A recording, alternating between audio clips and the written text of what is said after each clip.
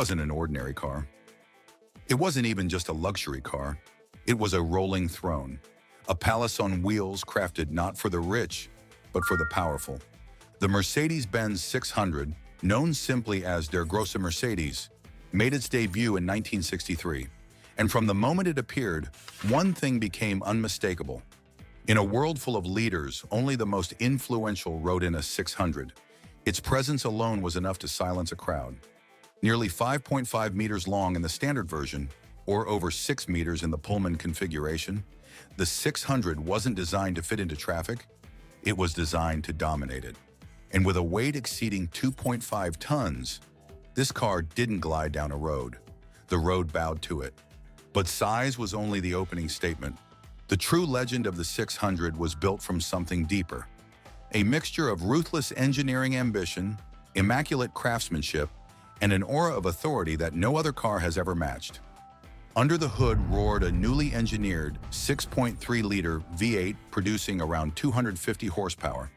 In the 1960s, for a state limousine, numbers like these bordered on science fiction.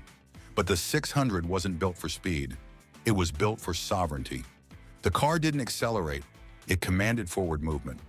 While other cars strained to reach their limits, the 600 simply moved, unbothered, unhurried, and unchallenged. Passengers inside felt nothing but absolute serenity. No noise, no vibration, just the sensation of floating, an experience only Mercedes could produce at the time. The secret behind that magic lay in the now legendary hydraulic system. Windows, seats, the sunroof, the suspension, even the trunk lid, all operated through a high-pressure hydraulic network that made every movement silent and ghost-like.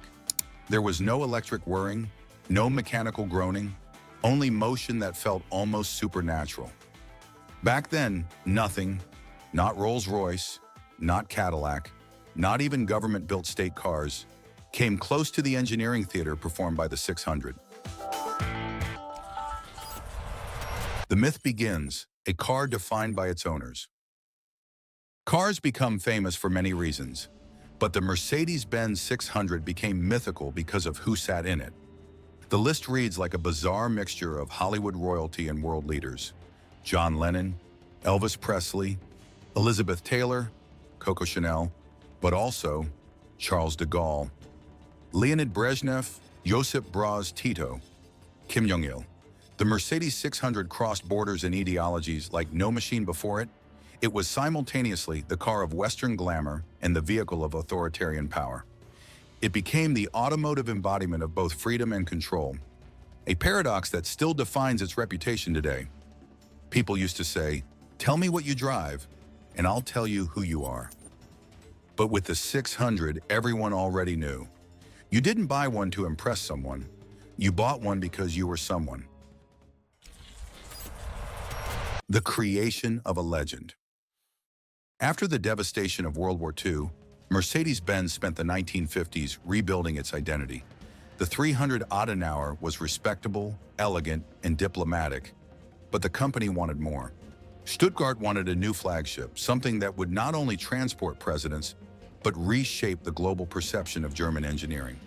The mission was bold: create a car that would leave the world stunned. Development began in 1955. For nearly 8 years, engineers worked tirelessly, designing a vehicle that would resurrect the pre-war tradition of the true grosser Mercedes while embracing the future. When the 600 finally appeared at the 1963 Frankfurt Motor Show, it didn't just arrive. It announced itself. Pure, confident lines, minimalist use of chrome, a silhouette that balanced elegance with authority. Nothing about the 600 was flamboyant, and yet it commanded every room, every street, every international summit it entered. Underneath its dignified exterior lived innovations that were far ahead of their time. The 6.3-liter V8 was the most advanced engine Mercedes had ever built. The hydraulic systems, the comfort features, the handmade precision, everything existed for one purpose: to create the world's ultimate automobile. And to prove it, Mercedes didn't just build one version. There was the short wheelbase sedan, popular among artists, tycoons, and elite private owners. The long wheelbase Pullman, the definitive state limousine, and the ultra-exclusive landaulet, half cabriolet, half limousine, used mainly for royal processions and political parades. Each version served a different type of power, but all carried the same aura. This is the top. There is nothing above it. A car for icons and empires. The 600 was unlike any other car because its owners shaped history. Elvis rode in one. Lennon philosophized in his. Coco Chanel arrived at fashion shows in one as if it were part of her brand identity. Meanwhile, Brezhnev collected them obsessively. Tito ordered multiple Pullmans. Kim Jong-il used one as a mobile throne. When a 600 appeared during a parade, soldiers stood straighter. Crowds quieted. Cameras flashed. It was not just transportation. It was theater. The 600 defined the image of power.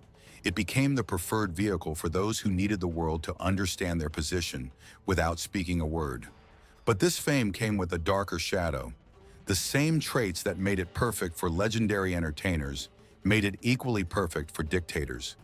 Its presence could symbolize glamour or intimidation, freedom or fear. And that duality is precisely what makes the 600 one of the most fascinating vehicles ever built. The slow fall of a giant. Despite its unmatched status, the 600 was not immune to time. By the early 1970s, the world changed. Oil crises made massive limousines feel irresponsible. Engineering caught up, and public taste shifted toward more discreet luxury. The 600 remained unmatched in quality, but it became unmatched in cost. Each car required extraordinary hand craftsmanship. The hydraulic system was complicated, maintenance was expensive, and for the first time, people began seeking elegance without extravagance. In 1972, the Mercedes S-Class emerged, more modern, more efficient, and more versatile. Slowly, the 600 began fading into the background. By 1981, after only 2,677 units, production quietly ended. No ceremony and no successor, just silence. The age of the grosser Mercedes was over. The final truth. Why the 600 still matters. The Mercedes-Benz 600 didn't die because it was outdated. It died because it was too perfect, too expensive, and too uncompromising for a world that was becoming more practical. It was the ultimate status symbol for artists, the ultimate weapon of image for dictators, the ultimate expression of engineering ambition. Today, the 600 remains a legend. Collectors chase it, museums protect it, auction houses celebrate it. And when one appears, usually in deep black, even modern crowds fall silent. Because the 600 wasn't just another luxury car. It was an era, a statement, a phenomenon. There was only one Grand Mercedes. Everything after it, no matter how advanced, has lived in its shadow.